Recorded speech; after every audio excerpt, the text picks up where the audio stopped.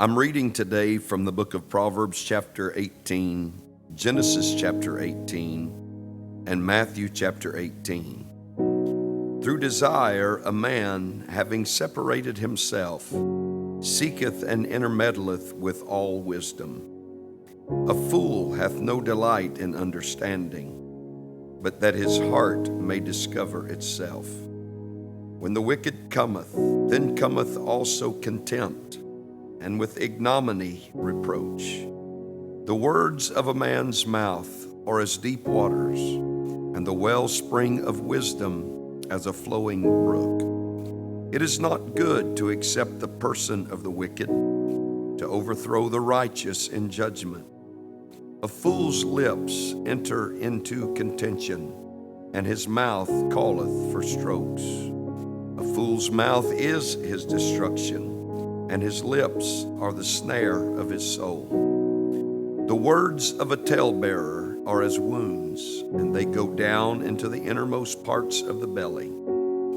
He also that is slothful in his work is brother to him that is a great waster. The name of the Lord is a strong tower. The righteous runneth into it and is safe. The rich man's wealth is his strong city, and as an high wall in his own conceit. Before destruction the heart of man is haughty, and before honor is humility. He that answereth a matter before he heareth it, it is folly and shame unto him. The spirit of a man will sustain his infirmity, but a wounded spirit who can bear? The heart of the prudent getteth knowledge, and the ear of the wise seeketh knowledge. A man's gift maketh room for him, and bringeth him before great men. He that is first in his own cause seemeth just, but his neighbor cometh and searcheth him. The lot causeth contentions to cease, and parteth between the mighty. A brother offended is harder to be won than a strong city, and their contentions are like the bars of a castle. A man's belly shall be satisfied with the fruit of his mouth, and with the increase of his lips shall he be filled. Death and life are in the power of the tongue, and they that love it shall eat the fruit thereof. Whoso findeth a wife findeth a good thing, and obtaineth favor of the Lord. The poor useth entreaties, but the rich answereth roughly. A man that hath friends must show himself friendly, and there is a friend that sticketh closer than a brother. Genesis chapter 18. And the Lord appeared unto him in the plains of Mamre, and he sat in the tent door in the heat of the day. And he lifted up his eyes and looked, and lo, 3 men stood by him. And when he saw them, he ran to meet them from the tent door, and bowed himself toward the ground, and said, My Lord, if now I have found favor in thy sight, pass not away, I pray thee, from thy servant. Let a little water, I pray you, be fetched, and wash your feet, and rest yourselves under the tree. And I will fetch a morsel of bread, and comfort ye your hearts. After that ye shall pass on. For therefore are ye come to your servant. And they said, So do as thou hast said. And Abraham hastened into the tent unto Sarah, and said, Make ready quickly 3 measures of fine meal, knead it, and make cakes upon the hearth. And Abraham ran unto the herd, and fetched a calf, tender and good, and gave it unto a young man, and he hasted to dress it. And he took butter and milk, and the calf which he had dressed, and set it before them. And he stood by them under the tree, and they did eat. And they said unto him, Where is Sarah thy wife? And he said, Behold, in the tent. And he said, I will certainly return unto thee according to the time of life. And lo, Sarah thy wife shall have a son. And Sarah heard it in the tent door, which was behind him. And Abraham and Sarah were old, and well stricken in age, and it ceased to be with Sarah after the manner of women. Therefore Sarah laughed within herself, saying, After I am waxed old, shall I have pleasure, my Lord being old also? And the Lord said unto Abraham, Wherefore did Sarah laugh, saying, Shall I of a surety bear a child, which am old? Is anything too hard for the Lord? At the time appointed, I will return unto thee according to the time of life, and Sarah shall have a son. Then Sarah denied, saying, I laugh not, for she was afraid. And he said, Nay, but thou didst laugh. And the men rose up from thence, and looked toward Sodom.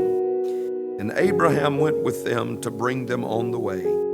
And the Lord said, Shall I hide from Abraham that thing which I do, seeing that Abraham shall surely become a great and mighty nation, and all the nations of the earth shall be blessed in him? For I know him, that he will command his children and his household after him, and they shall keep the way of the Lord, to do justice and judgment, that the Lord may bring upon Abraham that which he hath spoken of him.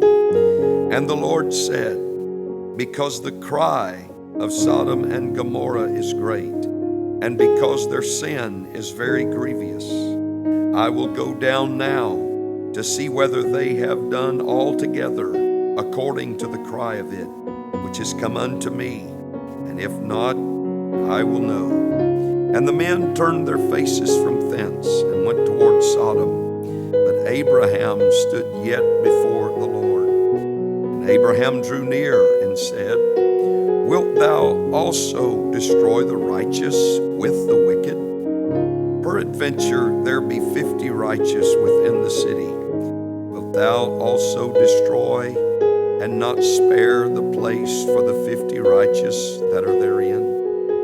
That be far from thee to do after this manner, to slay the righteous with the wicked, and that the righteous should be as the wicked, that be far from thee. Shall not the judge of all the earth do right? And the Lord said, If I find in Sodom 50 righteous within the city, then I will spare all the place for their sakes. And Abraham answered and said, Behold now, I have taken upon me to speak unto the Lord, which am but dust and ashes. Peradventure there shall lack 5 of the 50 righteous. Wilt thou destroy all the city for lack of 5? And he said, If I find there 45, I will not destroy it. And he spake unto him yet again, and said, Peradventure there shall be 40 found there. And he said, I will not do it for 40's sake. And he said unto him, O let not the Lord be angry, and I will speak. Peradventure there shall 30 be found there. And he said, I will not do it if I find 30 there. And he said, Behold now, I have taken upon me to speak unto the Lord. Peradventure there shall be 20 found there. And he said, I will not destroy it for 20's sake. And he said, Oh, let not the Lord be angry, and I will speak yet but this once. Peradventure 10 shall be found there. And he said, I will not destroy it for 10's sake. And the Lord went his way as soon as he had left communing with Abraham, and Abraham returned unto his place. Matthew chapter 18. And Jesus called a little child unto him, and set him in the midst of them, and said, Verily I say unto you, except ye be converted, and become as little children, ye shall not enter into the kingdom of heaven. Whosoever therefore shall humble himself as this little child, the same is greatest in the kingdom of heaven. And whoso shall receive one such little child in my name receiveth me. But whoso shall offend one of these little ones which believe in me, it were better for him that a millstone were hanged about his neck, and that he were drowned in the depth of the sea. Woe unto the world because of offenses, for it must needs be that offenses come. But woe to that man by whom the offense cometh. Wherefore, if thy hand or thy foot offend thee, cut them off and cast them from thee. It is better for thee to enter into life halt or maimed, rather than having 2 hands or 2 feet to be cast into everlasting fire. And if thine eye offend thee, pluck it out and cast it from thee. It is better for thee to enter into life with 1 eye, rather than having 2 eyes to be cast into hell fire. Take heed that ye despise not one of these little ones. For I say unto you that in heaven their angels do always behold the face of my Father which is in heaven. For the Son of Man is come to save that which was lost. How think ye, if a man have 100 sheep, and one of them be gone astray, doth he not leave the 99, and goeth into the mountains, and seeketh that which is gone astray? And if so be that he find it, verily I say unto you, he rejoiceth more of that sheep than of the 99 which went not astray. Even so, it is not the will of your Father which is in heaven that one of these little ones should perish. Moreover, if thy brother shall trespass against thee, go and tell him his fault between thee and him alone. If he shall hear thee, thou hast gained thy brother. But if he will not hear thee, then take with thee 1 or 2 more, that in the mouth of 2 or 3 witnesses every word may be established. And if he shall neglect to hear them, tell it unto the church. But if he neglect to hear the church, let him be unto thee as an heathen man and a publican. Verily I say unto you, whatsoever ye shall bind on earth shall be bound in heaven, and whatsoever ye shall loose on earth shall be loosed in heaven. Again I say unto you, that if 2 of you shall agree on earth as touching anything that they shall ask, it shall be done for them of my Father which is in heaven. For where 2 or 3 are gathered together in my name, there am I in the midst of them. Then came Peter to him and said, Lord, how oft shall my brother sin against me, and I forgive him? Till 7 times? Jesus saith unto him, I say not unto thee until 7 times, but until 70 times 7. Therefore is the kingdom of heaven likened unto a certain king, which would take account of his servants. And when he had begun to reckon, one was brought unto him which owed him 10,000 talents.